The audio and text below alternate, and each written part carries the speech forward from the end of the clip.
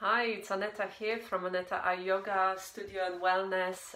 It's Thursday, 1st of February, second month of 2018. How are you today? I'm trying again. I seem to be having a lot of problems with my internet connection these days. So bear with me if I freeze or if it stops. If I disappear, then I apologize in advance. And today I wanted to chat with you a little bit about self-care. And about self-care, not in a general sense, like I see a lot of articles and a lot of posts about, having sorry, I'm just trying to sort it out in here, having a bath or going for a walk and stuff like that. Although those things always help.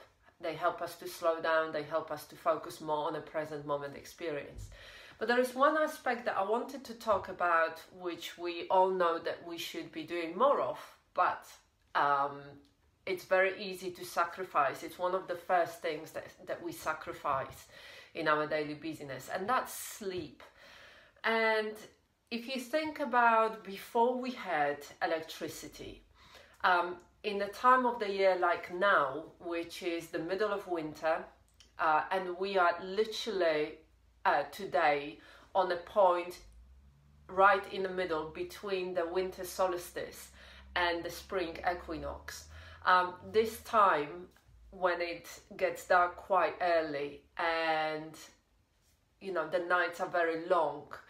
Before we had electricity, we would have spent a lot of time sleeping. So once the sun goes down, we would sit by the fire or have, later on have candles, have a little bit of light, but not enough to actually keep us going like we do now with the electric gadgets, with electricity, internet.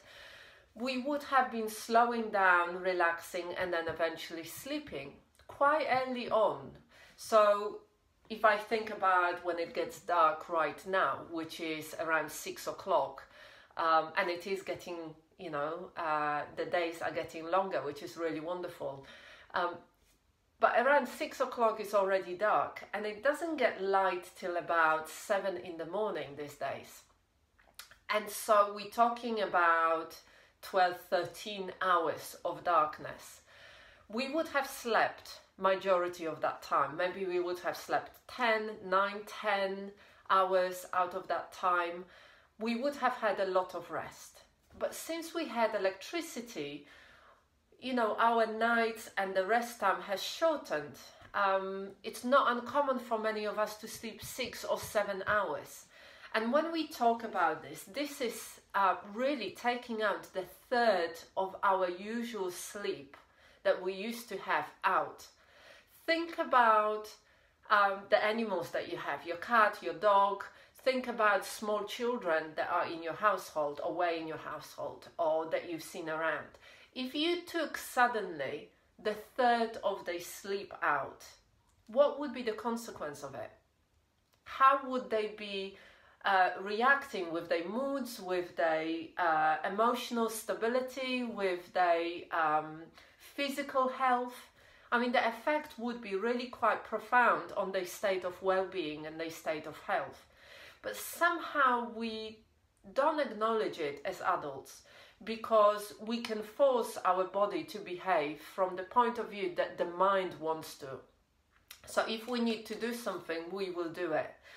And so I remember when I was working in social care, and I was able to log in from my computer, from the work laptop at home, and do some work. And I remember when it was really busy, there was a point that I was just really busy. There was a lot of meetings, I had to supervise and manage my teams, my team, and we had maybe about 120 cases, most of them child protection. And so we had to be really on the ball. And I knew that when I got to the office, I would have to kind of interact with the team, and I would be busy in a different way, which would mean that maybe I wouldn't be able to do a lot of data and paperwork stuff, stuff on the computer, the kind of stuff behind the scenes. And so there was a period that I was waking up at 4:30 in the morning, getting ready really quickly and sitting on the computer so I could do a little bit of work. And I did it for a few weeks, and the effects were really, really not good. My focus was diminished. I couldn't focus on stuff. I became quite emotional. So actually the impact of that was opposite to what I wanted it to happen. And when I finally stopped and I allowed myself a little bit more rest, a little bit more sleep, my focus changed. I was able to be fully present. I was able to be to focus on what I needed to do, and I had loads more energy. So I'd like you to think about this. I'd like you to think today about how much sleep are you allowing yourself? Are you running in this constant cycle of being tired? Are your moods quite up and down? Do you feel quite emotional? Do you feel quite overwhelmed? Does it feel like you are continuously busy?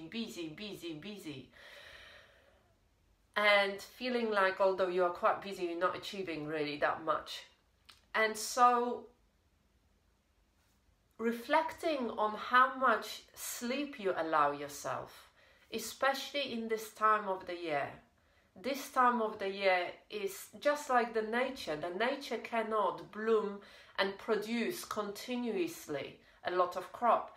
It has got that time around winter that it rests in preparation for the new season, in preparation for the spring and the summer where everything blooms, where there is abundance of food growing. And so we need those times. We need those times of rest. And it doesn't have to be that you have to take loads of time out. It can be just as much as giving yourself another half an hour or an hour extra of sleep each night, that you will go to bed earlier. Not that you will get up earlier or that you maybe sleep longer in the morning, because for many of us it's impossible, because we have to get up, we have to look after kids, or we have to go to work, we have got our routine. But actually allowing yourself that half an hour or an hour of sleep by going extra, by going to bed a little bit earlier and putting your phone away, putting your computer away for that last hour that you are awake, and really slowing down, allowing yourself that restful way of going to sleep. And maybe when you get to bed, take 10 or 20 or even 30 deep abdominal breaths, breathing in. And I always teach in the classes the most basic abdominal breathing, which is the circular breathing. You breathe in through your nose into the belly, pause on the count of 2, and then fully breathe out through your mouth, emptying in the belly and in the chest. And interestingly, I was speaking to a student of mine who just started. She signed up for the special offer that I was running in January, 10 sessions for the price of 8. And we were chatting about this, and she said that she tried to do the breathing, but she was trying to breathe in on the count of 6, pause on the count of 4, breathe out and just really being so controlled around that breath, how many counts on in-breath, how many counts of out-breath, was making her more anxious and more stressed out. And so keep it simple, the most simple you can. Take a long, slow, deep inhalation, pause on the count of 2, take a long, slow, deep exhalation with the intention of releasing and letting go. Keep it simple, keep it very easy, very simple. Long, deep inhalations, pause, long, slow, deep exhalation with the intention on releasing and surrendering. It's the quickest way to switch off your stress response within your body. And so it slows down the mind, and so it helps you to go to sleep in an easier way, in a more relaxed way. Don't take my word for it though. do those two things. Allow yourself half an hour or an hour more sleep each night,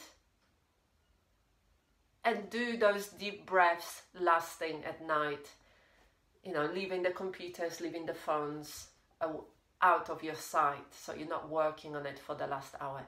Do it for a week, and then see what kind of result you will have, how it will impact your sense of well-being, your sense of health, your sense of being grounded, being present, and being really in tune with yourself.